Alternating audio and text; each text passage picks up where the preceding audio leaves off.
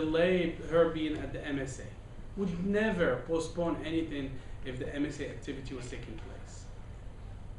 She knew what the deal was.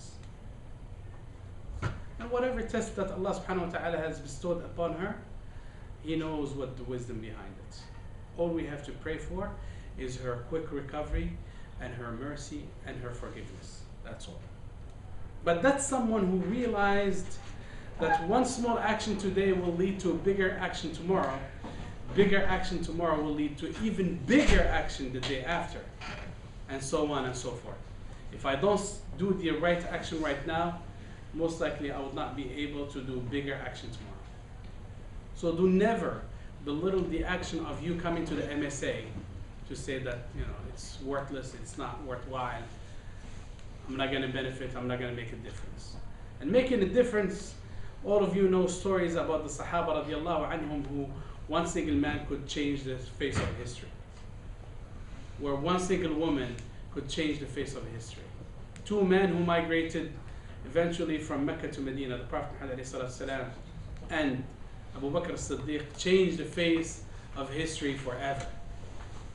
Two men. They could have said, you know, we want to save our guard ourselves. Thank you very much, we're not interested.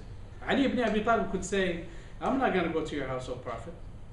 It's way too dangerous. You know, those Qurayshi people, they are mad. I don't trust them. I would have like, shh. And nobody would have like say, yeah, we should have gone. But the principle was bigger than him. And we must believe in what is our principle. What is our mission as Muslims? What is your mission as future leader of the world? What is the future leaders of your families, of companies, of organizations, of masajid, of everything that you can think of? What is your mission? When are you going to gain it? If you don't gain it right now, once you enter the workforce, it will be way too late. This is it. When you plan the meetings, when you execute the meetings, when you go back to the drawing board and you say what's good, what's bad, what's not, that all of that will bring you to the level where you have gained a great deal of experience. The second one, the future is bleak. You know, I'm sorry. I have done so many mistakes. Allah subhanahu wa ta'ala would not be able to forgive me. And I'll remind you of a short hadith, and after that I'll open up the floor for Q&A and your comments, because I have other points, but I would like you to be involved in this as well. All of you know the hadith of the Rasul alayhi salatu wasalam when a man killed 99 people. Right? How many people heard the story? 99 people. Yani, how many people know the Iceman? No? Iceman is a serial killer here in the state of New Jersey. He was a hitman for the mafia. He was known to kill yani, in some horrific ways. Really horrific ways. Yani, he would do some things to the bodies that you wouldn't even want to write on a piece of paper. Unbelievable.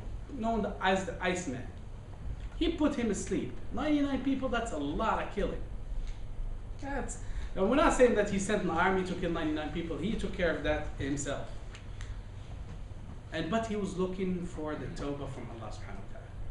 He believed that Allah subhanahu wa ta'ala is a tawwab rahim. The oft forgiving, oft merciful. And he never abandoned that, ever. Never. And no Muslim ever should abandon that. And he went to a priest and he said, will I be forgiven? And the man said, no, I'm not going to be forgiven. You killed too many people. So he wanted the count to be 3 digits. خلاص يعني 9900 زي بعض. شوف هذا. كلوا منسب على هذا الثاني. خلصونا منه. So he made it 100, but he was still eager, very eager to be forgiven. He knew deep inside himself that all of that action that he did was wrong. Nobody could tell him that was wrong. I mean, when we do something that is wrong, do we truly need someone to tell us that was not appropriate? And yet, do we? No. We know deep inside our heart that That action should not be there. So he was looking for another priest until he told him, yes, that's the $64,000. That's, as the Arabs say, that's Bayt al-Qasid. He said, yes, you can be forgiven, but there is one condition. You need to leave your surrounding that is bad and go to those people who are good doers. And ولا نزكي على الله أحد. I strongly give the testimony that this is a good group of people. That this is a group of people that you would want to be with. And on the way there, he died.